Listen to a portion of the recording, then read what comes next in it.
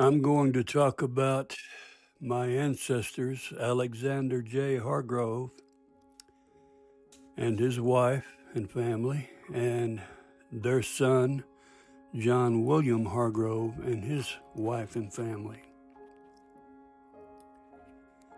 Information is very scarce on Alexander Hargrove from his birth in 1840 until 1860, when the federal census showed that he was working as a farm laborer for a young widow of John A. Moore, Amanda Seymour, age 25. Sarah A. Hargrove, age 23, whom I assume was his sister, was working for the same widow as a house servant.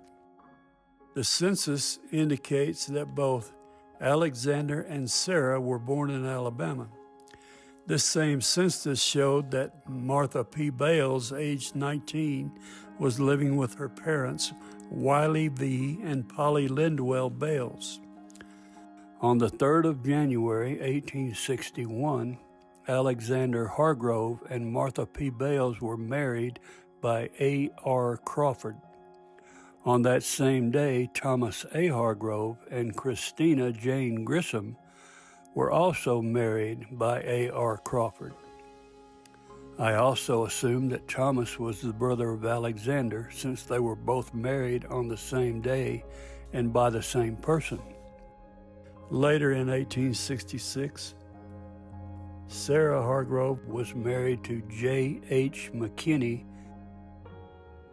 After the Civil War in 1866, the state of Alabama took a census, and it showed that Alexander and Martha Hargrove had one son and one daughter under the age of 10.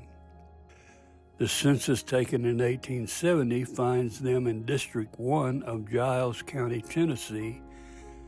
District 1 consisted of all the land south of the Elk River in Giles County. The Elk River enters Giles County just west of Vito, Alabama, on the state line, and southwest of Prospect, Tennessee.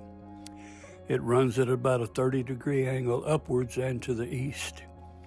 It lists Alexander Hargroves, age 30, a farmer with personal property valued at $175.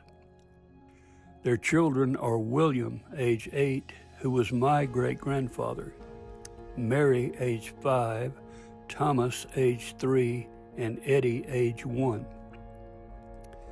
This census also showed several neighbors living around them in the community. Some of these neighbors were buried in a small obscure cemetery northwest of Ardmore called Boswell Cemetery. Family records show that Alexander died in 1876 at the age of 36, and his wife, Martha, died in 1874 at the age of 33. Although neither of these dates have been found in any public records. I have not been able to find out where they are buried, but there are several graves in the Boswell Cemetery which are only marked by field stones with no inscription. There are several tombstones in this cemetery that show deceased members of the Hargrove family.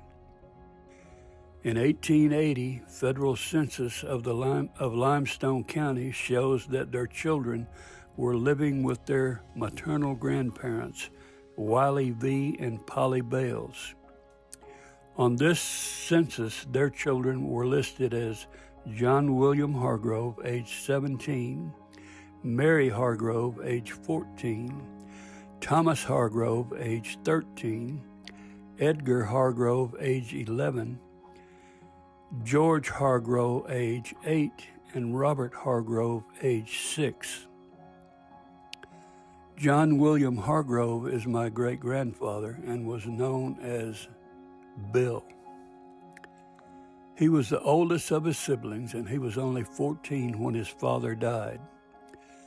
He told his children later on, and grandchildren, that they did not like living with their grandparents, and his sister Mary tried to get them to take all of them and leave there, and for him to take care of them right after their parents died.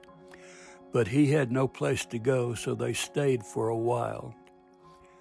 Sometime after that, however, he took the wagon and team, which belonged to his father Alexander, and left with his younger sister and brothers.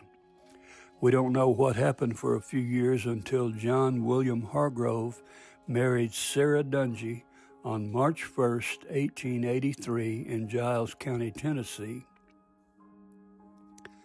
Their first baby, Ernest or Buddy Hargrove, was born in Tennessee on December the 1st, 1883.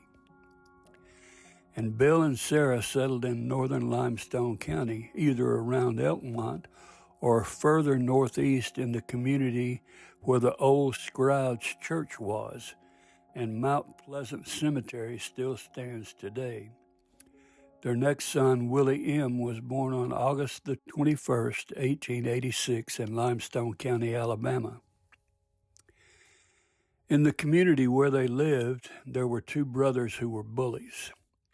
They would go around beating up people and causing trouble wherever they went.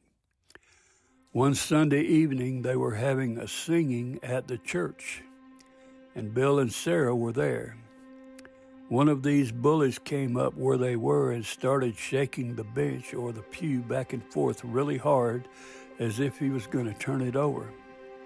This frightened the ladies who were sitting on it, and Sarah Hargrove was one of the women sitting there. Bill stood up and told the man to stop and leave them alone. This made the man mad, and he walked away.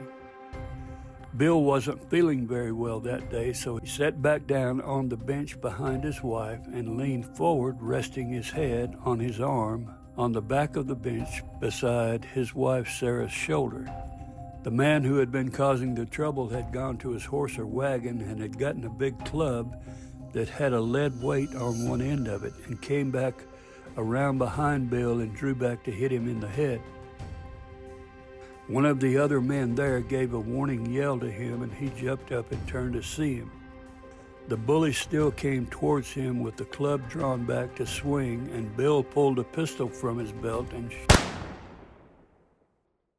This put a slight damper on the singing, so they stopped and laid the dead man out on the podium and deliberated on what should be done. It was decided that if Bill stayed there, even though there were witnesses who would testify that it was in self-defense, that the other brother would not be satisfied until he had killed Bill Hargrove. One of the men went around taking up money to help Bill with traveling expenses and to help his family in his absence. Another man gave him a saddle horse, so he said goodbye to his wife and boys and headed for the Appalachian Mountains of eastern Tennessee.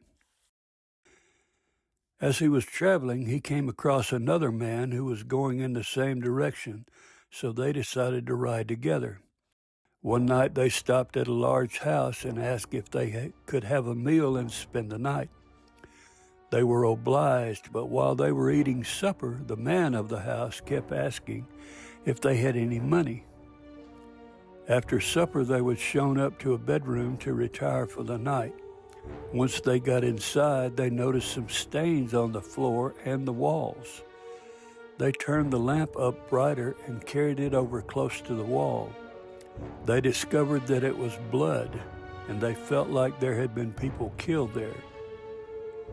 There was one straight-back chair in the room, so they propped it up underneath the doorknob to keep anyone from coming into the room.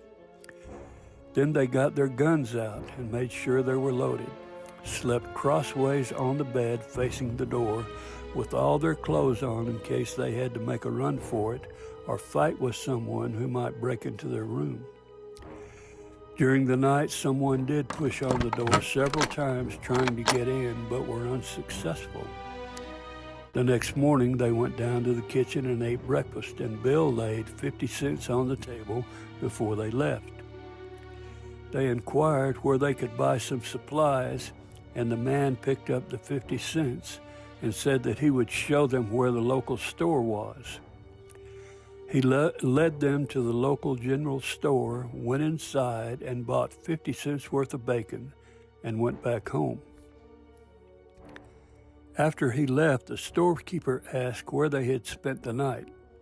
When they told him that they had stayed with the man who bought the bacon, he told them they were the only people who had ever left that house alive.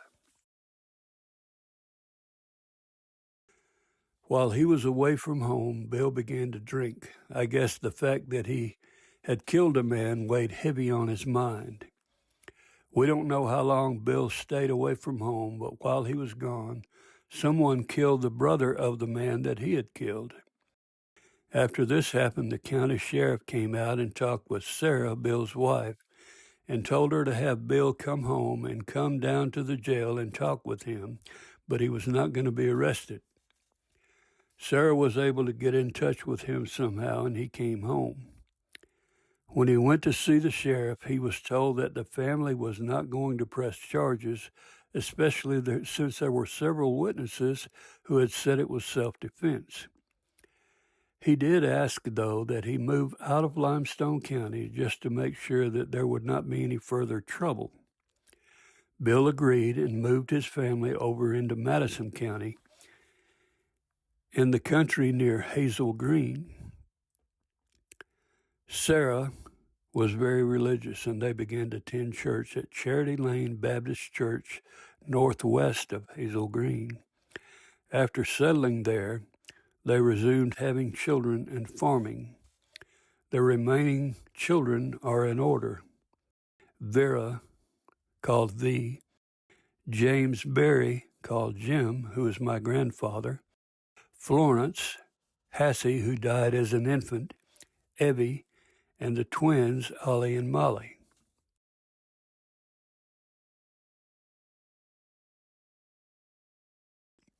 Bill and Sarah eventually settled on a farm owned by the Lowe family. They were a wealthy family who owned farms and businesses all over. As long as he was able to work, they lived there and worked on the farm.